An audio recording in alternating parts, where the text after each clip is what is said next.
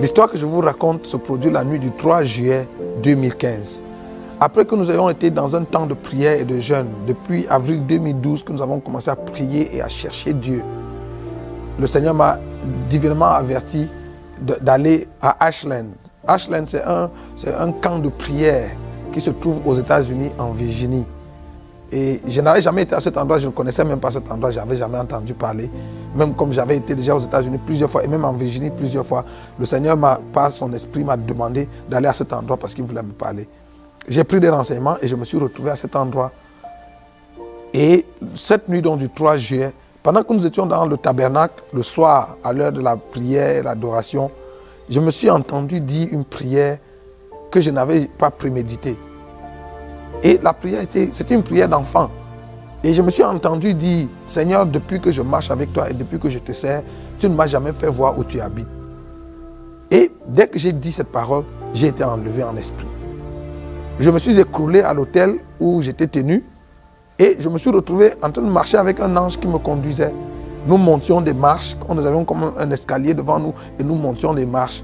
Et nous sommes montés bien haut et nous sommes arrivés devant un grand portail blanc. L'ange qui me conduisait, quand il s'est approché du portail, comme devant une porte automatique, la porte s'est ouverte, l'ange est entré et je suis entré après lui et le portail s'est refermé derrière moi. C'est quand je suis entré, quand le portail s'est refermé derrière moi, que je me suis rendu compte que j'étais en train d'entrer au ciel. Ce soir-là, nous avions un couple d'amis qui était venu de New York et qui était venu nous rendre visite à ce camp. Et quand je suis entré par le portail, le Seigneur a ouvert les yeux de son épouse, de l'épouse de cet ami, et elle m'a vu entrer dans le ciel et elle a dit à mon épouse, je viens de voir ton mari entrer dans le ciel. Donc, c'est comme ça que l'histoire commence. Je me retrouve donc dans le ciel, sur cette rue pavée d'or.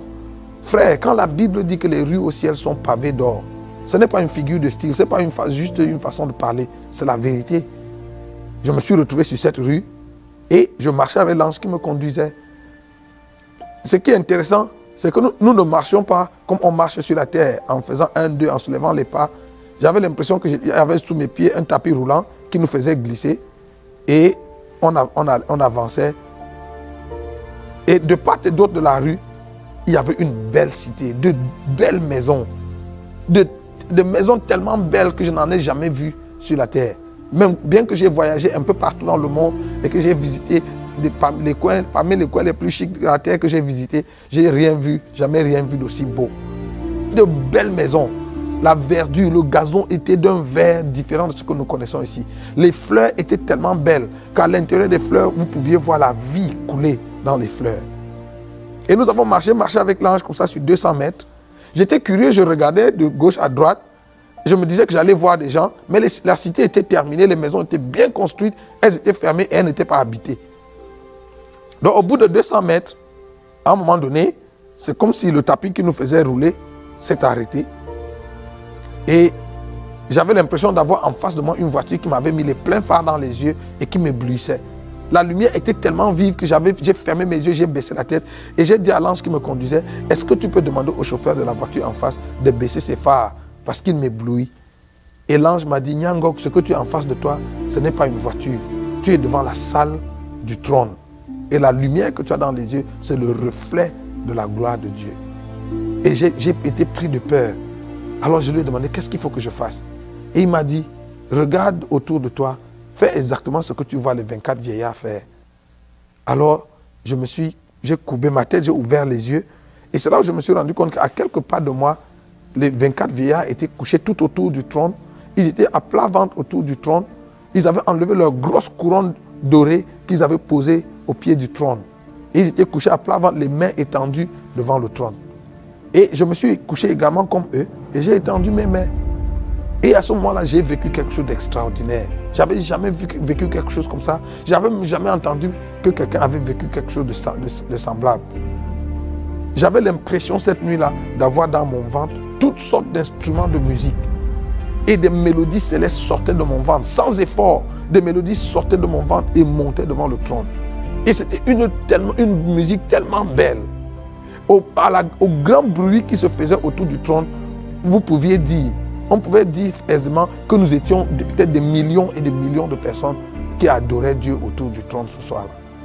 Et c'était tellement bon, c'était tellement beau à vivre que je n'avais pas envie que ça s'arrête. J'étais tellement heureux de vivre ça. Et ça a duré des heures et des heures. Et au bout d'un certain temps, la louange, l'adoration s'est estompée et il y a eu un moment de silence. Quand je suis entré, le portail par lequel je suis entré, c'était la porte de l'ouest, la porte occidentale, et j'allais vers l'est, vers le soleil levant. Et j'avais le trône en face de moi. Mais quand la louange et l'adoration se sont terminées, j'ai ouvert les yeux et je n'étais plus couché à l'endroit où j'étais initialement. J'ai l'impression que pendant la louange et l'adoration, il y avait comme une roue qui nous faisait tourner tout du trône. Et quand tout s'est arrêté, j'ai ouvert les yeux et j'étais plutôt couché à la gauche de l'endroit où j'étais initialement, à la droite du trône. Et de là, j'ai ouvert les yeux et la lumière là-bas était plutôt tamisée et on pouvait regarder.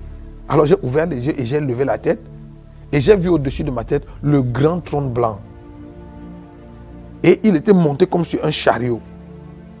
Et le chariot sur lequel le grand trône était monté avait des roues. Et ces roues étaient vraiment étranges. C'était comme des tunnels. Et j'ai guetté dans le tunnel et je pouvais voir la lumière de l'autre côté. Alors, j'ai essayé de regarder pour voir qui était celui qui était assis sur le trône. Mais du trône émanait une lumière impénétrable que je ne pouvais pas regarder. C'est comme essayer de regarder le soleil quand il brille dans sa force. Donc, je n'ai pas pu voir celui qui était sur le trône, mais j'avais conscience, je savais qu'il était là, mais je n'ai pas pu le voir de mes yeux. Alors, j'ai demandé à l'ange, est-ce qu'il est possible que j'entre dans le tunnel? Parce que je voulais aller voir ce qui se faisait de l'autre côté. J'avais l'impression que de l'autre côté, il y avait des gens, il y avait une activité qui se faisait là-bas. Et l'ange m'a regardé bizarrement et il m'a dit, mais Nyangok, les gens ne passent pas souvent par ce tunnel. Pourquoi toi tu vas entrer dans le tunnel? Je lui ai dit, oh non, parce que je vois la lumière de l'autre côté. Et je me dis qu'il doit y avoir des gens là-bas. Je voudrais aller voir ce qui se passe. Et après une petite hésitation, l'ange m'a dit, exceptionnellement, je te laisse entrer. Alors je suis entré dans le tunnel. Initialement, j'avais l'intention d'aller voir ce qui se faisait de l'autre côté. Mais quand je suis arrivé au milieu du tunnel, exactement en dessous du trône, j'ai changé d'avis.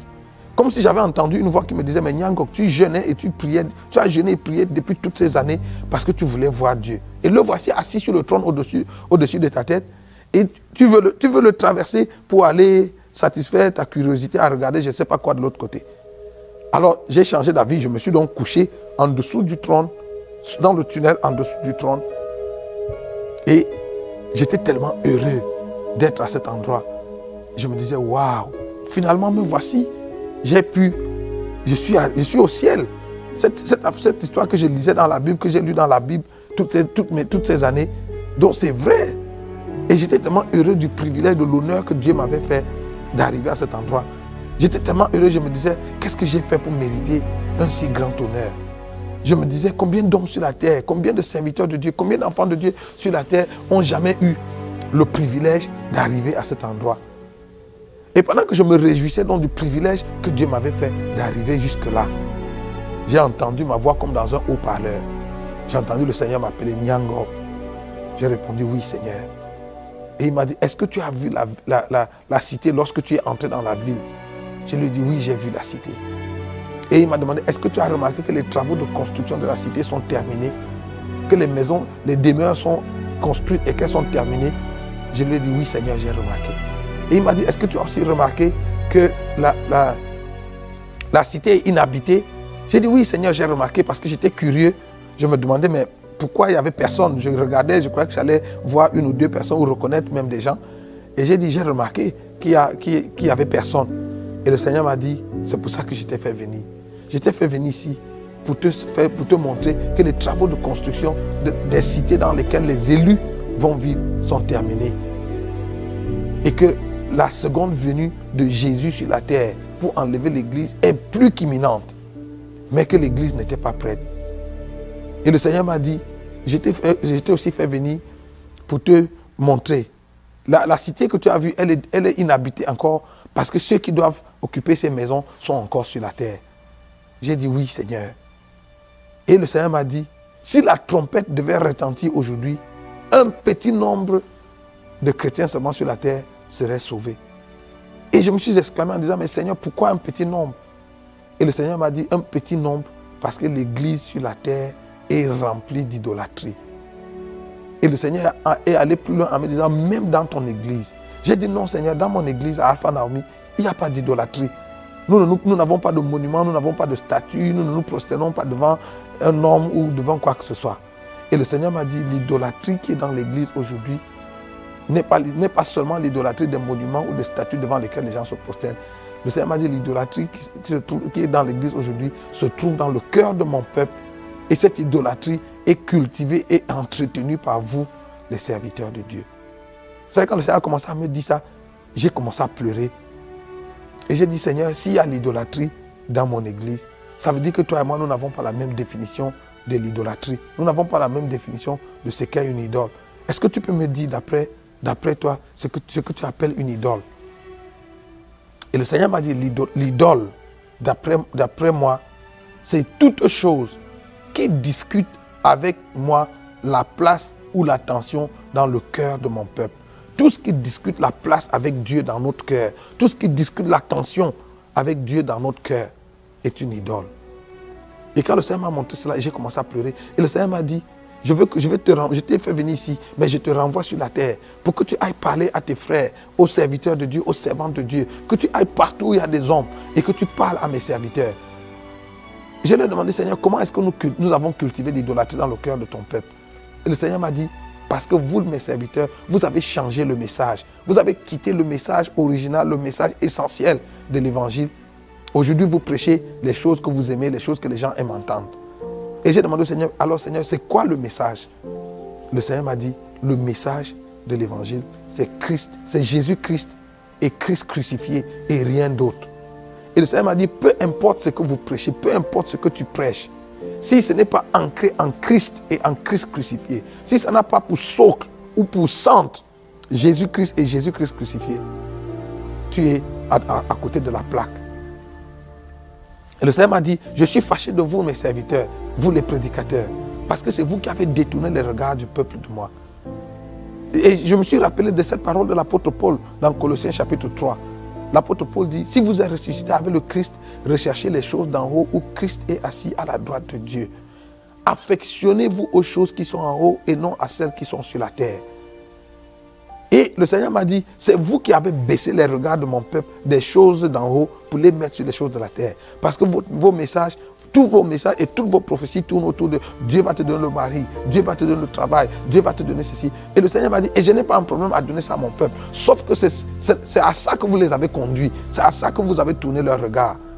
Et mon peuple a enlevé les yeux de moi et des choses d'en haut pour les fixer sur les choses de la terre. Le Seigneur m'a dit, je t'envoie pour que tu ailles parler à mes serviteurs et à mes servantes et appelle-les à revenir au message, à l'essentiel du message. Le message de l'évangile doit être centré sur Christ et centré sur le calvaire. Et frère, pendant que le Seigneur me parlait, je pleurais tellement parce que je me suis rendu compte que l'église est remplie de tellement de choses. Aujourd'hui, le mouvement de la prospérité fait que nous sommes tous à la recherche d'un peu plus d'argent, un peu plus de connexion, un peu plus de percée. Et nous avons perdu de vue le Seigneur. Et pendant que le Seigneur me disait qu'un petit nombre seulement de personnes allaient être sauvées, je me suis rappelé qu'en janvier 2014, j'avais appelé un de mes amis au Bénin qui est prophète pour le saluer et pour lui adresser les vœux de nouvel an. Et quand nous avons fini les civilités au téléphone, il a commencé à me raconter une expérience qu'il avait vécue.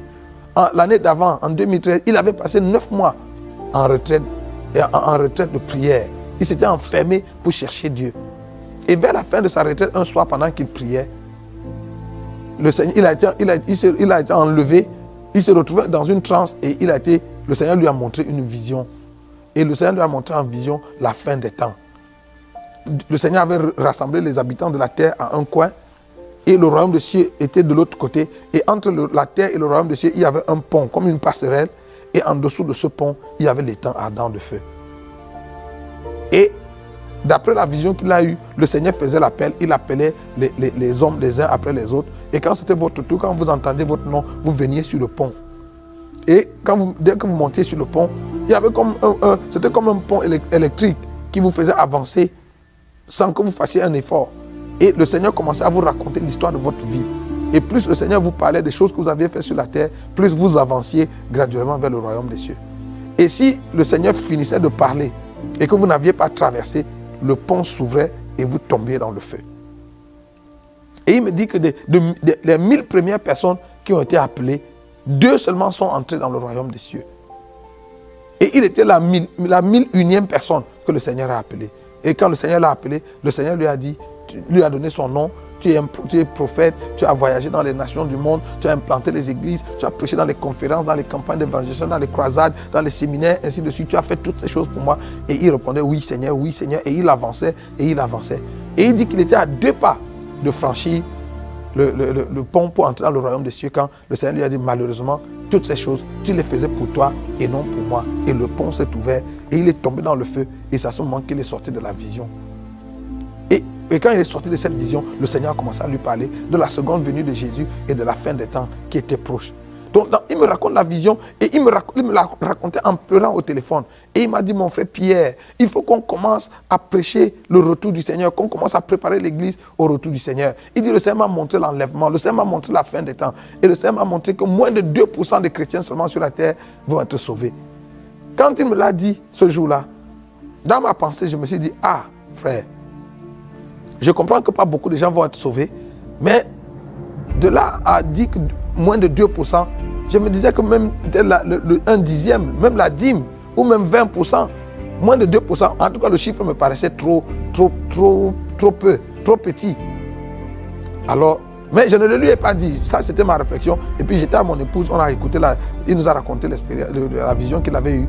Et puis après on a commenté, on a dit, ah bon, vraiment, il faut qu'on se prépare vraiment pour le retour du Seigneur.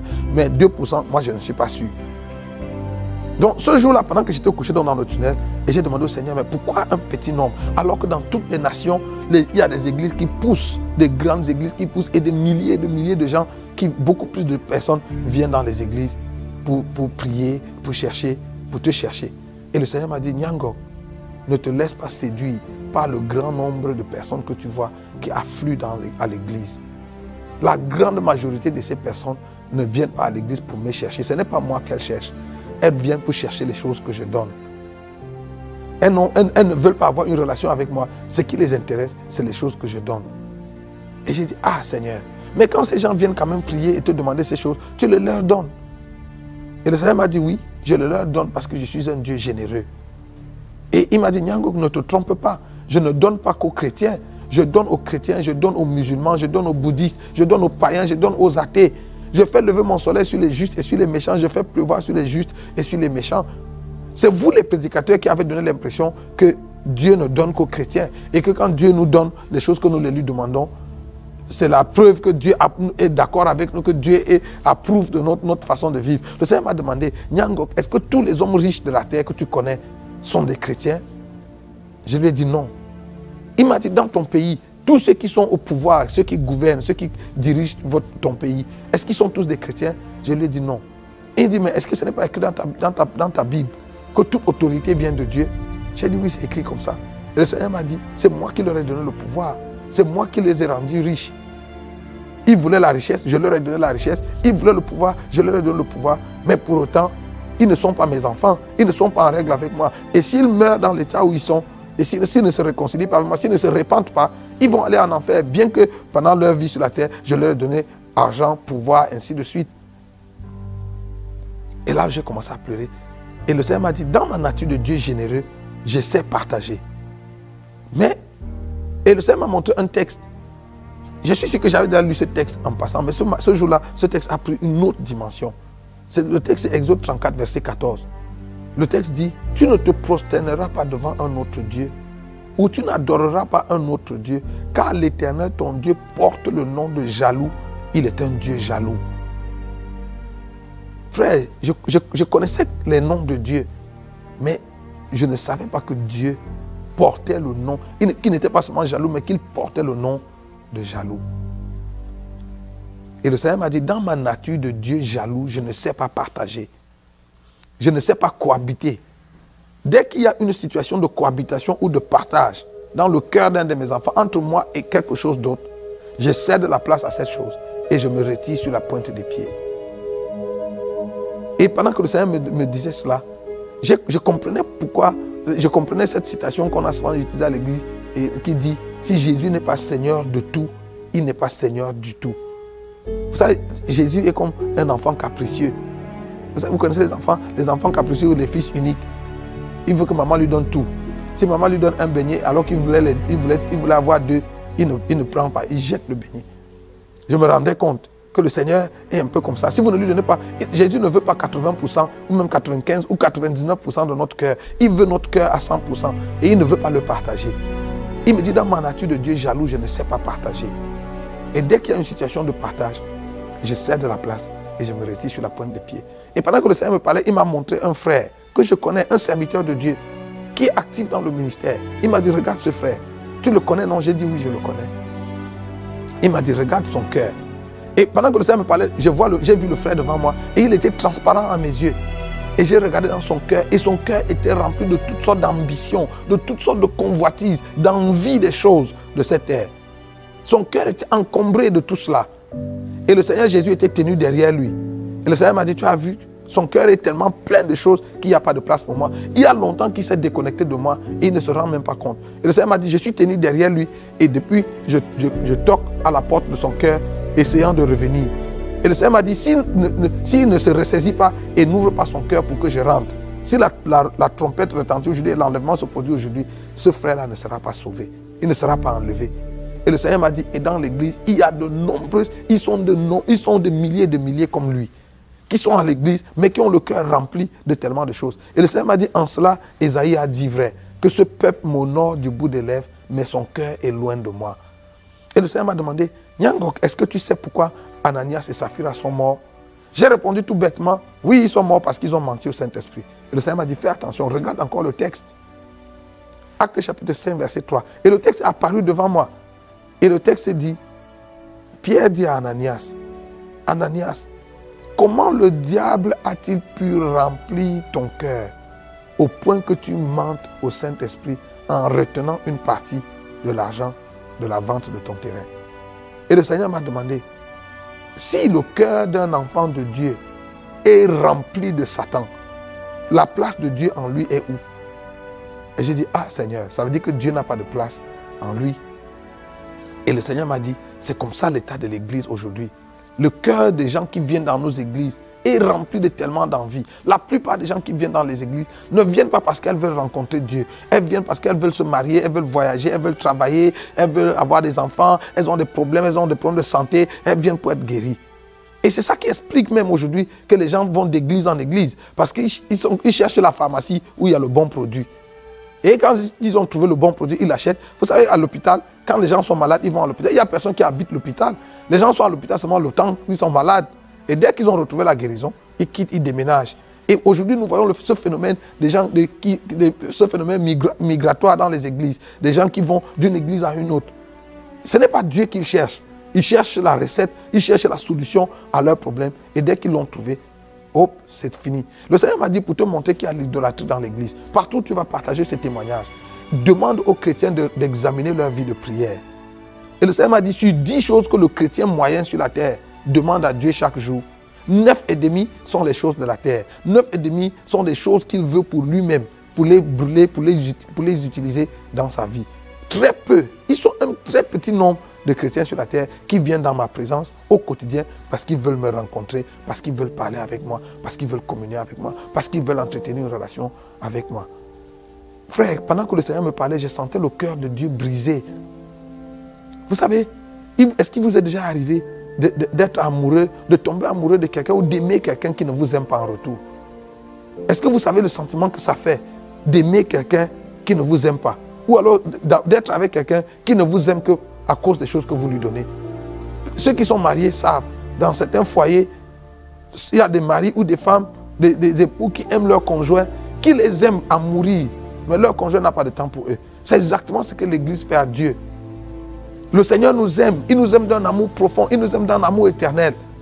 Mais nous ne l'aimons pas en retour. Ce que nous aimons chez lui, tout ce que nous voulons, c'est les choses qu'il nous donne. Nous voulons qu'il exauce nos prières, qu'il nous donne l'argent, qu'il nous donne le voyage, qu'il nous donne le travail, qu'il nous donne les voitures, qu'il nous donne les maisons, qu'il nous donne ces choses. Et nous n'avons presque pas de temps à passer avec lui. Nous n'avons pas de temps à lui consacrer. Et pendant que le Seigneur me parlait, je sentais son cœur brisé. Et le Seigneur m'a dit, je veux que tu ailles parler à mon église, que tu ailles ramener mon église vers moi. Et le Seigneur m'a dit, vous les prédicateurs, c'est vous qui avez éloigné le peuple de moi. Et pendant que le Seigneur me parlait, il m'a montré un prédicateur qui est en train de prêcher. Il dit, regarde ce pasteur, depuis qu'il prêche, ça fait plus de 30 minutes qu'il prêche, il ne parle pas de moi. Les regards du peuple sont tournés vers lui et non vers moi. Et pendant que je regardais dans ce frère, il était en train de prêcher. Il était en train de prophétiser. Je prophétise que si tu dis Amen, ta percée va venir dans 24 heures. Si tu donnes une offrande, il disait ces choses que nous entendons régulièrement dans les églises. Et le Seigneur a dit, tu vois, ça fait 30 minutes qu'il parle. Et il tourne les regards du peuple vers les choses qu'ils vont avoir. S'ils disent Amen, s'ils se connectent, s'ils donnent une offrande. Mais il ne tourne pas les regards du peuple vers moi. Je suis là, mais il n'amène pas le peuple à me voir. Le Seigneur a dit, vous mes serviteurs, je vous ai appelés, je vous ai envoyés pour que vous tourniez les regards du peuple vers moi et non vers vous. Ce que vous avez fait aujourd'hui, c'est que vous avez tourné les regards du peuple vers vous. Et c'est vrai. Vous savez, aujourd'hui, nous faisons tellement la promotion de notre personne, de nos ministères, de nos onctions, que dans la pensée de nos fidèles, ils ne voient plus Dieu. C'est l'homme de Dieu qu'on voit. Et le Seigneur m'a dit, il est temps que vous retourniez les regards du peuple vers moi. Ramenez le peuple à moi et non à vous. Ça, le Seigneur a commencé à me parler de l'idolâtrie dans l'église. Il m'a dit, certains d'entre vous prédicateurs, quand vous vous tenez sur le pupitre pour prêcher, vous passez le temps à parler de vous, de vos chaussures, de combien votre chaussure a coûté, de combien votre costume a coûté, votre montre, votre voiture et je ne sais pas de quoi d'autre. Le Seigneur m'a dit, est-ce que tu sais qu'il n'y a aucun homme sur la terre qui fera le ministère autant que je l'ai fait en mon temps? J'ai dit oui, Seigneur. Et il dit, est-ce que tu as remarqué que nulle part dans les évangiles, je n'ai moi-même fait aucune allusion ni à mon vêtement, ni à mes chaussures, ni à la maison dans laquelle j'habitais, ni à rien d'autre. J'ai dit oui, Seigneur. Et je lui ai demandé pourquoi. Il m'a dit parce que ça ne faisait pas partie du message. Frères et sœurs, est-ce que vous vous rendez compte? Et c'est ce jour-là que je me rendais compte que Jésus n'était pas vêtu de haillons. Hein.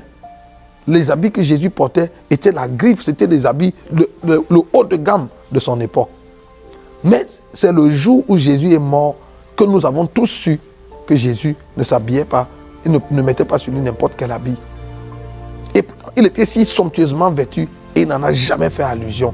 Le Seigneur m'a dit, vos habits, vos voitures, vos maisons et tout ce que vous avez dans votre compte en banque n'a rien à voir avec le message de l'évangile. Et le Seigneur m'a dit, tout ça là, c'est ça qui contribue à cultiver l'idolâtrie dans le cœur de mon peuple. Parce que c'est à ça que vous braquez leur regard. Et ils s'engagent à courir après ces choses parce qu'ils se disent que s'ils les ont, c'est le signe que Dieu a avec eux. Frères et sœurs, le Seigneur a commencé à me montrer les églises. Et le Seigneur m'a dit, regarde, il m'a amené en Afrique, il m'a montré les églises d'Afrique, les églises d'Amérique, d'Europe, d'Asie. Certaines de ces églises étaient tellement grandes que du pupitre, vous pouviez à peine voir la fin de la foule. Et dans certaines de ces églises, des miracles se produisaient, des guérisons extraordinaires. Il y avait des signes et des prodiges qui se faisaient dans ces églises. Et le Seigneur m'a dit, regarde où je me trouve. Le Seigneur était tenu dehors. Il n'avait pas de place dedans. Et j'ai dit, Seigneur, comment des miracles de cette nature peuvent s'opérer dans une église où tu n'es pas? Le Seigneur m'a dit, oui, c'est écrit dans ta Bible. Au dernier jour, plusieurs viendront et diront, Seigneur, nous avons prophétisé en ton nom. Nous avons chassé les démons en ton nom. Nous avons guéri les malades en ton nom. Et je leur dirai, oui, vous avez fait tout cela, mais retirez-vous de moi, vous qui commettez l'iniquité, car je ne vous ai jamais connu. Le Seigneur m'a dit, c'est possible. Et il m'a dit, Nyangok, fais attention afin de ne pas être séduit. Parce qu'aujourd'hui sur la terre, il y a beaucoup d'ouvriers d'iniquité qui sont des faiseurs de miracles. Et des foules nombreuses les suivent, mais ils les conduisent à la perdition. Le Seigneur m'a dit, ce n'est pas parce qu'un homme de Dieu fait des miracles et fait des guérisons qu'il est forcément de Dieu. C'est écrit dans la Bible que plusieurs faux prophètes viendront et ils feront tellement de grands miracles qu'ils feront même descendre le feu du ciel. Et le Seigneur m'a dit, il faut que tu demandes à l'église de prier ardemment pour recevoir le don du discernement. Sinon, beaucoup de chrétiens, beaucoup d'élus vont être séduits, vont être entraînés par le mouvement de l'heure. Et le Seigneur m'a montré ces églises. Et j'ai dit, Seigneur, comment ça? Comment c'est possible? Et le Seigneur m'a dit, souviens-toi, lorsque les enfants d'Israël sont sortis d'Égypte, après la traversée de la mer Rouge, l'idolâtrie est entrée dans le camp d'Israël.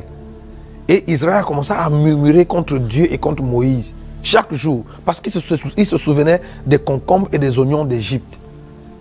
Et Dieu, ils ont tellement provoqué la colère de Dieu que Dieu a juré dans sa colère que ce peuple n'entrera pas dans son repos.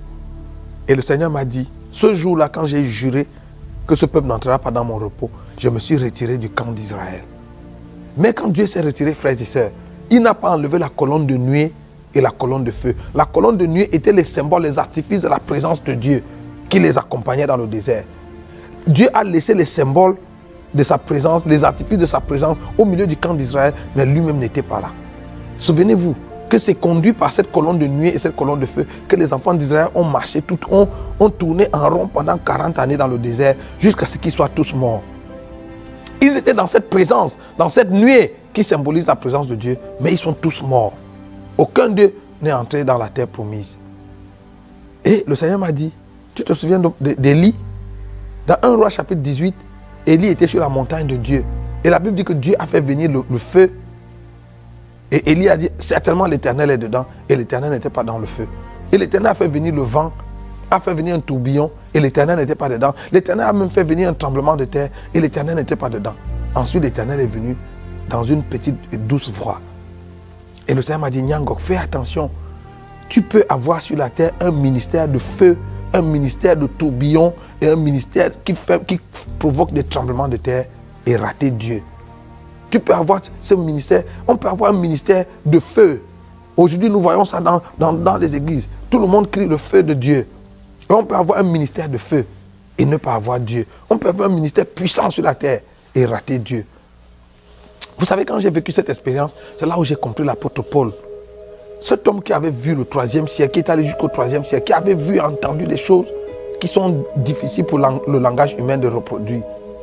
La Bible dit que Paul vivait dans une crainte. Il dit, je traite durement mon corps et je le tiens assujetti, de peur qu'après avoir prêché aux autres, je sois moi-même rejeté. Si Paul pouvait vivre avec la crainte de rater le ciel, qui sommes-nous, frères et sœurs? Vous savez, j'ai compris, quand j'ai vécu cette expérience, j'ai compris ce que l'apôtre Paul disait aux Galates. Il leur a dit, travaillez à votre salut avec crainte et tremblement. La question du salut de nos âmes est une question fondamentale, frères et sœurs. On ne peut pas badiner avec, on ne peut pas jouer avec. Vous savez, l'apôtre Paul, qui a vécu ces grandes expériences, avait une crainte dans son cœur. La crainte de ne pas rater le ciel. Le Seigneur a continué de me parler et à me montrer l'état de l'église, à me montrer l'idolâtrie dans l'église. Il m'a dit, regarde comment l'idolâtrie se manifeste dans l'église. Quand les chrétiens viennent à l'église et que c'est le moment des offrandes, chacun de nous met sa main dans sa poche et sort un billet de banque, $1, $5, $10 ou 1000 francs, 5000, quelle que soit la monnaie qu'on utilise. On prend une certaine quantité d'argent qu'on met dans le panier d'offrande. C'est notre offrande à Dieu. Mais si pendant le même culte, un prophète commence à prophétiser sur la vie des gens, les mêmes personnes qui venaient de donner à Dieu $1 ou 1000 francs ou 5000 vont rentrer dans leur poche et sortir une somme importante d'argent pour aller mettre sur l'autel pour se connecter à la prophétie. Le Seigneur m'a dit ça, c'est l'idolâtrie. Parce que quand il faut donner à Dieu, quand il faut donner par amour pour Dieu, nous lui donnons les jetons, nous lui donnons la monnaie que nous avons dans nos poches, nous lui donnons les restes. Mais quand il faut donner pour nous-mêmes, pour notre percée, pour notre miracle, nous faisons la vraie, nous donnons des vraies offrandes. Le Seigneur m'a dit ça, c'est l'idolâtrie. Le Seigneur m'a dit, regarde l'idolâtrie dans l'église. Regarde tous ceux qui sont des travailleurs, fonctionnaires, élèves et étudiants à l'église. Tous les jours de la semaine, de lundi à vendredi, ou même jusqu'à samedi pour certains, ils se lèvent chez eux tous les matins à 5 heures pour s'apprêter, pour aller au travail, pour aller à l'école. Ils s'arrangent à être à l'heure pour qu'à 7h30 ou à 8h, ils soient au travail. Mais les mêmes personnes, dimanche matin, viennent à l'église en retard. Le culte commence à 9h ou à 10h et ils arrivent en retard. Et le Seigneur m'a dit, ça aussi c'est de l'idolâtrie. J'ai dit, Seigneur, comment ça? Le Seigneur m'a dit, parce que ces frères ne voient pas que c'est moi la source de leur vie. C'est pour ça qu'ils donnent plus d'attention à leur travail, parce qu'ils pensent que leur travail, c'est ça qui est la source de leur vie. Que leur vie dépend, leur suivi dépend de leur travail, de leurs études, ainsi de suite, et pas de moi. C'est pour ça que quand le Seigneur m'a dit ça, j'ai dit à mes enfants, vous voyez, même vous êtes menacés par l'idolâtrie. Parce que mes enfants, des plus grands aux plus petits, tous les jours, de lundi à vendredi, c'est à 5 heures que tout le monde se réveille. Le temps de se laver, de prendre rapidement le petit déjeuner et de prier pour aller à l'école. Si pendant la dévotion matinale, j'essaye même de rallonger de 2 ou de 5 minutes, ils commencent à s'agiter parce qu'ils ne veulent pas être en retard. Et je leur ai dit, vous voyez, mais dimanche matin, pour vous réveiller le matin, il faut qu'on maman crie, qu'on bavarde. J'ai dit, ça c'est l'idolâtrie. Vous êtes guettés, vous aussi l'idolâtrie vous guette. Donc le Seigneur a commencé à me montrer tellement de cas d'idolâtrie dans l'église. Et c'était tellement vrai. C'était tellement vrai. Et le Seigneur m'a dit, la plupart d'entre nous, chrétiens à l'église, nous sommes pleins d'ambition. Le Seigneur m'a dit, il y a 2 types de chrétiens et 2 types de serviteurs de Dieu sur la terre. Ceux qui servent Dieu et ceux qui se servent de Dieu. Et le deuxième groupe, ceux qui se servent de Dieu, sont les plus nombreux. Vous savez, pour la plupart des chrétiens aujourd'hui, Dieu n'est pas notre objectif, Dieu n'est pas notre fin. Dieu est le moyen, l'outil que nous utilisons pour arriver à notre fin, pour obtenir ce que nous voulons. Et ça, c'est l'idolâtrie. Frère, Dieu doit être notre fin. La raison de notre amour, l'objet de notre attention doit être Dieu. Pas les choses que Dieu donne. La Bible dit, dans Luc chapitre 12, le verset 29 à 31, Jésus a dit, ne vous inquiétez pas de ce dont vous serez vêtus, de ce que vous mangerez, de là où vous habiterez. Car votre Père céleste sait que vous avez besoin de ces choses. Toutes ces choses, ce sont les païens du monde qui les recherchent. Le Seigneur m'a dit, tout évangile qui vise à satisfaire les besoins des hommes, c'est du paganisme. Vous savez, notre devoir en tant que serviteur de Dieu, ce n'est pas de pouvoir aux besoins des gens, de satisfaire les besoins des gens. Notre devoir en tant que serviteur de Dieu, c'est de conduire les gens à Dieu. Et c'est Dieu qui, en retour, pourvoit leurs besoins. Donc l'objet de nos recherches ne doit pas être de chercher le mari, le travail, ainsi de suite. Nous devons être engagés à chercher Dieu, à aimer Dieu, à nous attacher à Dieu.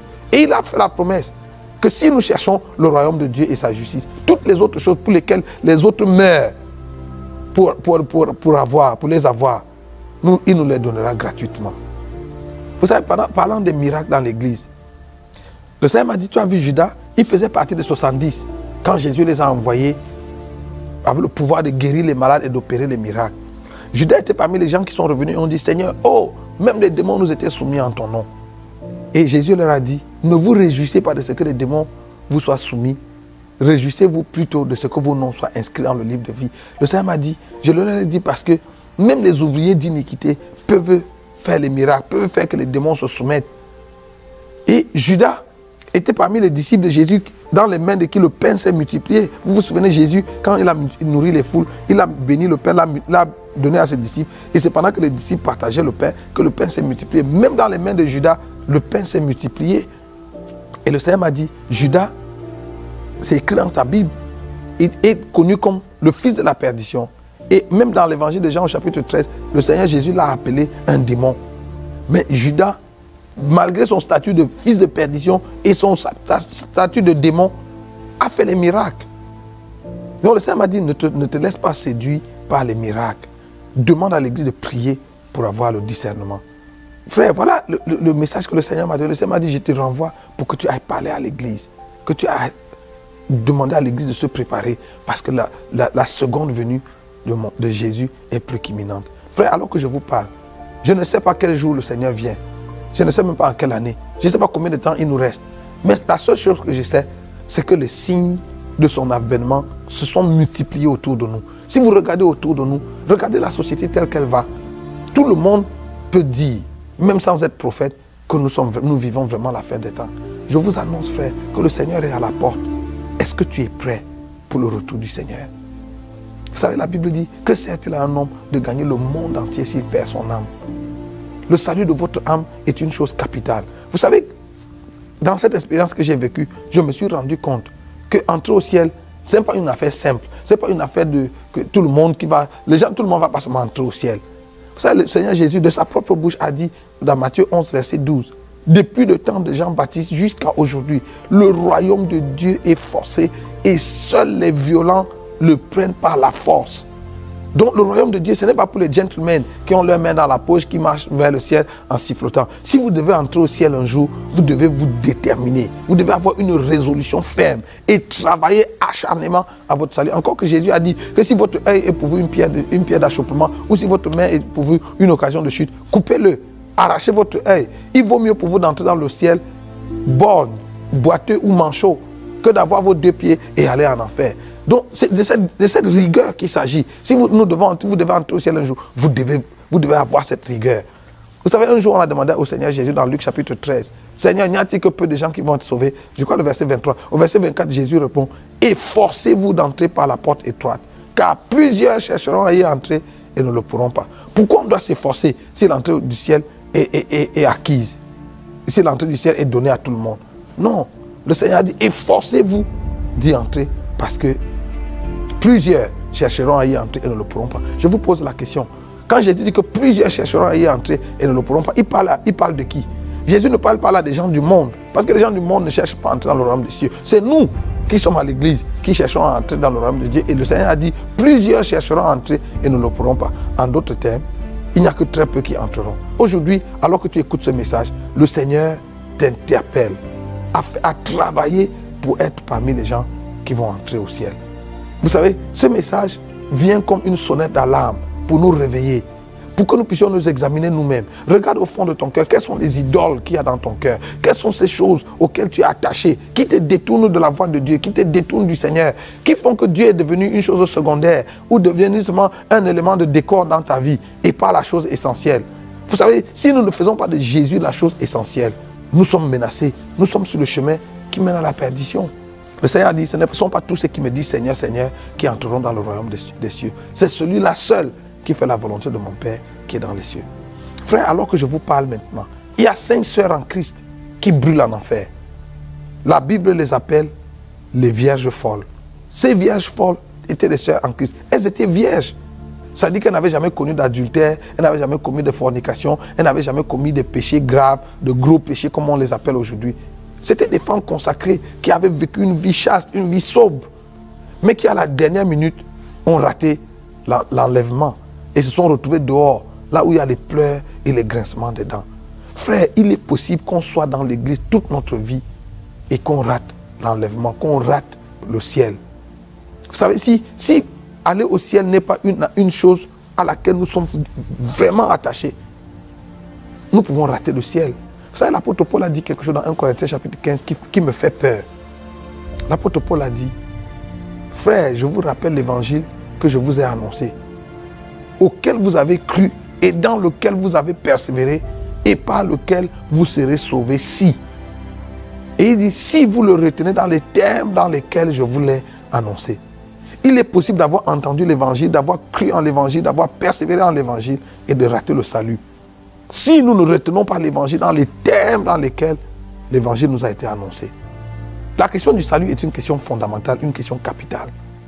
Vous savez, ce qu'il y a de plus dangereux avec l'enfer, c'est que sur la terre, quand vous commettez un crime, on vous traduit en justice et c'est le magistrat qui, après avoir écouté, après avoir examiné l'offense que vous avez commise, décide de la peine qui va vous être infligée.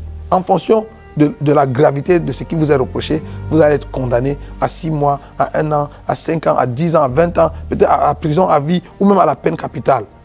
Mais vous savez, en enfer, ça ne se passe pas comme ça. L'enfer, la peine, la sentence est déjà connue. La sentence est la même pour tout le monde. Petit pécheur, grand pécheur, vous avez commis vous avez dit seulement un petit mensonge, ou alors quelqu'un qui a tué tout un pays, qui a décimé des millions de personnes comme Hitler. La sentence est la même pour tout le monde. L'enfer, c'est la condamnation éternelle, la perdition éternelle. Imaginez donc ces 5 vierges qui, pendant qu'elles étaient sur la terre, n'ont pas connu les plaisirs de ce monde, ne se sont pas livrées au péché comme les autres, mais qui vont quand même subir la même sentence que les drogués, les bandits, les grands chemins, les criminels, les grandes prostituées. Frère, si tu m'entends aujourd'hui, voici l'heure de faire la paix avec Dieu. Voici le moment de te ressaisir. Arrête-toi et regarde au fond de toi-même. Est-ce que tu es prêt pour le ciel? Est-ce que tu es prêt pour l'enlèvement? Si la trompette retentissait aujourd'hui, est-ce que tu es sûr que tu fais partie de ceux qui vont t'enlever? Ou bien ton cœur est emporté par la volupté des choses de ce monde, par la convoitise des yeux et l'orgueil de la vie? Est-ce que ton cœur est circoncis? Est-ce que ton cœur appartient vraiment à Jésus? Vous savez, à la dernière page de notre Bible, Apocalypse chapitre 22, les 11 derniers versets, Dieu a inscrit quelque chose dans les derniers versets de la Bible. Et il les a écrits à cet endroit-là, afin que nul ne l'ignore. Le Seigneur a dit que celui qui est saint se sanctifie davantage. Et que celui qui est juste soit encore plus juste. Mais celui qui pêche, qu'il pêche davantage. Vous savez, le Seigneur nous donne la liberté. Écoute-moi frère, si tu es à l'église et tu n'as pas pour objectif premier d'aller au ciel et de vivre, de passer l'éternité avec Dieu, tu perds ton temps. Autant mieux aller dans le monde. La Bible te donne la permission d'aller dans le monde et de vivre dans le monde. Vis dans le monde, vis 100 à l'heure. Fais ce que tout le monde fait. Vas-y là dehors, couche avec tous les hommes, toutes les femmes, couche même avec les animaux comme on voit aujourd'hui. Bois tout ce qu'il y a à boire, les liqueurs, les alcools, les vins, prends même la drogue, fais tout ce qu'il y a là. Parce que la sentence sera la même au bout du compte. Mais si tu es résolu d'aller au ciel, frère, je te lance un appel. Engage-toi. Peut-être que tu m'écoutes aujourd'hui et tu n'es pas né de nouveau. Tu n'as pas reçu Jésus comme ton Seigneur et ton Sauveur personnel. Je voudrais te donner l'occasion de recevoir Jésus, d'inviter Jésus dans ta vie. Ce n'est pas par un hasard. Tu n'es pas seulement tombé sur cette chaîne par hasard. Tu ne regardes pas, tu n'écoutes pas ce message à ce moment par hasard. Dieu a voulu que tu écoutes ce message parce qu'il voulait que tu fasses partie de ceux qui vont être sauvés, de la minorité qui va être sauvée. Je te lance cet appel. Si tu n'as pas reçu Jésus dans ton cœur comme ton Seigneur et ton Sauveur, voici l'occasion de le faire. Et pour recevoir Jésus dans ton cœur comme ton Seigneur et ton Sauveur, tu n'as pas besoin, il n'y a pas de formule. La seule chose que tu dois faire, la Bible dit, quiconque invoquera le nom du Seigneur sera sauvé. La seule chose que tu dois faire, c'est d'invoquer le nom du Seigneur en toute vérité et en toute sincérité.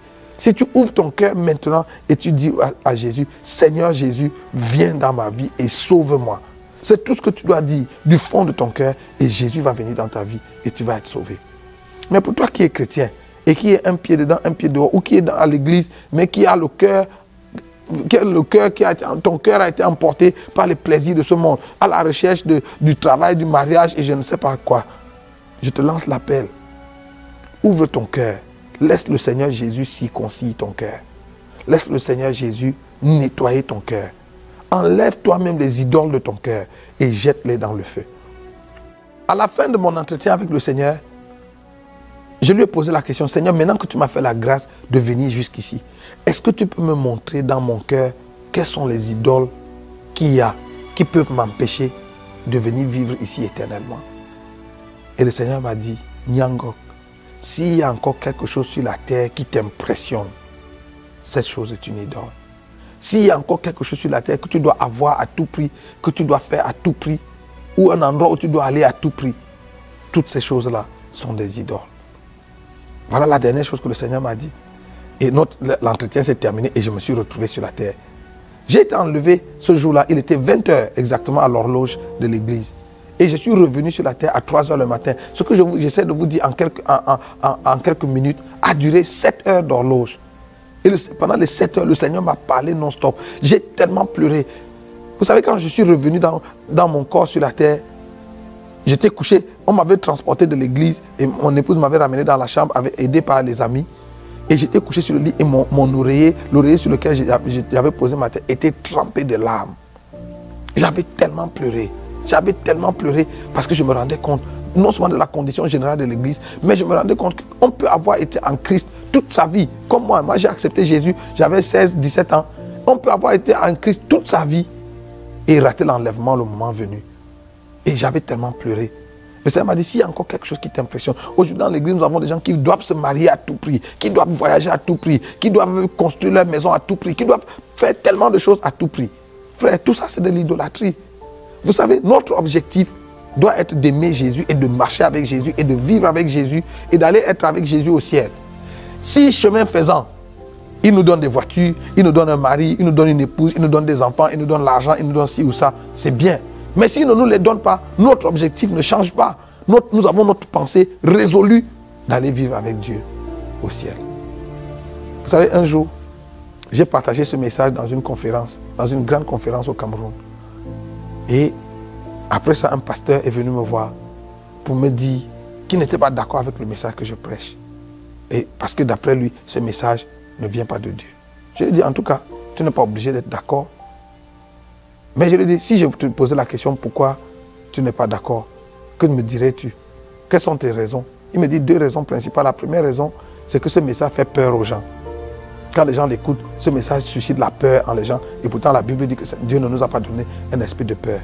Et je lui ai dit, pasteur, si vous êtes vraiment chrétien et on vous annonce que Jésus va revenir dans les 2 heures qui suivent, et ça ne suscite pas vous un sentiment de peur, ça ne vous pousse pas à vous arrêter un moment et à vous examiner, à scruter votre vie pour voir si vous êtes en règle. C'est qu'il y a longtemps, vous êtes déjà en enfer, vous êtes déjà perdu il y a longtemps. En tout cas, moi je pense qu'un chrétien normal, si on lui dit, s'il écoute un message comme celui-ci qui annonce que Jésus revient, ça devrait susciter un sentiment, pas de peur, mais de crainte. La crainte de Dieu doit s'emparer de nous en nous disant, est-ce que je suis prêt pour le retour du Seigneur? Surtout que le Seigneur Jésus a dit, quand le Fils de l'homme reviendra, trouvera-t-il la foi sur la terre? C'est une question grave. Et je lui ai demandé, quelle est ta deuxième raison? Il dit, sa deuxième raison de penser que ce message ne vient pas de Dieu, c'est parce que le pourcentage qu'on annonce, le pourcentage des gens qui vont être sauvés qu'on annonce est trop petit. Je lui ai dit, frère, tu sais quoi, moi, le Seigneur ne m'a pas donné un pourcentage, le Seigneur ne m'a pas donné un chiffre. Mais si je devais même me référer aux Saintes Écritures, aujourd'hui, je suis convaincu que les 2% que mon ami a annoncé sont même un chiffre plus grand, sont même un pourcentage très grand. Pourquoi? 2 choses. Dans l'Ancien Testament, Moïse a sorti environ 3 millions d'hommes d'Égypte. Et des 3 millions qui sont sortis d'Égypte avec Moïse, 2 seulement sont entrés. Si vous avez une congrégation de 3 millions de personnes et 2 seulement arrivent à la terre promise, c'est quel pourcentage? C'est 0,00000. Et dans le Nouveau Testament, un jour on a posé la question à Jésus sur la fin des temps et l'avènement du Fils de l'homme. Il a dit, il en sera de l'avènement du Fils de l'homme comme il en était au jour de Noé. Et au jour de Noé, la Bible dit que les gens mangeaient, buvaient, se mariaient et mariaient leurs enfants. C'est ce qui se passe aujourd'hui. Le mariage a pris une place tellement prépondérante dans l'église aujourd'hui que beaucoup de chrétiens sont prêts de compromettre leur foi parce qu'ils veulent se marier. Et regarde, au jour de Noé, 8 personnes seulement ont été sauvées. 8 personnes seulement sont entrées dans l'arche. Le reste de la création de l'époque de Noé, hommes et animaux, a péri. Je ne sais pas combien d'hommes il y avait sur la terre au temps de Noé. Mais si Dieu a sauvé 8 personnes, supposons même qu'il y avait 100 millions de personnes sur la terre à cette époque. Même si on prend seulement 5 millions de personnes ou 10 millions de personnes, et que sur les 10 millions qu'il y avait sur la terre au jour de Noé, 8 seulement ont été sauvés. C'est quel pourcentage? Et le bon Dieu, assis au ciel, a vu toute la création de l'époque décimée par les eaux. Et il n'a rien fait pour les sauver parce que la porte du salut s'était refermée dans l'arche. Donc au jour d'aujourd'hui, je suis même convaincu que 2%, c'est un chiffre très grand. C'est pour ça qu'il faut que tu t'efforces, frère, de faire partie de la petite minorité qui va être sauvée. En fait, la raison pour laquelle le Seigneur m'a renvoyé, et je vous annonce, je vous dis, frère, le ciel est tellement beau que chaque fois qu'on y entre, personne n'a envie de sortir. Ce jour-là, le Seigneur a dû me forcer de rentrer. Vous savez, quand je suis entré au ciel, c'était tellement beau que je n'avais pas envie de revenir. Oui, je pensais à ma femme, je pensais à mes enfants, je pensais à tout ce que j'avais ici sur la terre. Mais ça n'avait rien, aucune commune mesure. On ne pouvait pas comparer ça à la gloire du ciel. En fait, quand le Seigneur m'a dit, je te renvoie, je lui ai dit, non Seigneur, moi je veux rester ici, je ne veux plus partir. Le Seigneur m'a dit, il faut que tu retournes parce que ta mission n'est pas terminée. Donc aujourd'hui, je voudrais lancer cet appel. Toi qui m'écoutes, que ce soit, que tu sois en train de regarder ça à la télé, dans ton ordinateur, ou même que ce soit en audio, que tu l'entends dans une radio, je voudrais te donner l'occasion. Tu as écouté ce message et il a interpellé ton cœur. Le Seigneur t'a interpellé par ses paroles. Et tu veux naître de nouveau. Tu veux être réconcilié avec Dieu. Je vais prier avec toi. Pose ta main sur ton cœur et invite Jésus. Dis simplement, Seigneur Jésus, viens dans ma vie. Sauve-moi maintenant. Au nom de Jésus. Si tu le fais du fond de ton cœur, Jésus va venir dans ta vie à l'instant même. Et il va faire de toi son enfant. Je voudrais prier pour toi qui viens de faire cette prière, de prendre cet engagement au fond de ton cœur. Seigneur Jésus, je te rends grâce pour ces hommes et ces femmes, ces frères et sœurs qui ont entendu cette parole aujourd'hui et qui prennent l'engagement de te recevoir, de faire la paix avec toi. Par l'autorité que tu m'as donnée en tant que ton serviteur, je déclare le pardon de leurs péchés au nom de Jésus. Et je demande que leur nom soit inscrit maintenant dans le livre de vie de l'agneau et que la main de Dieu soit sur eux. Scelle-les du Saint-Esprit de la rédemption jusqu'au jour de ton avènement. Au nom puissant de Jésus-Christ. Amen. Et je voudrais prier pour toi aussi qui a écouté ce message, qui est chrétien, qui est serviteur de Dieu, servant de Dieu. Et tu te rends compte que l'idolâtrie a gagné ton cœur. Il y a tellement d'idoles dans ton cœur. Et tu veux recevoir de Dieu la grâce pour te défaire, pour te débarrasser de ces idoles. Je vais prier avec toi.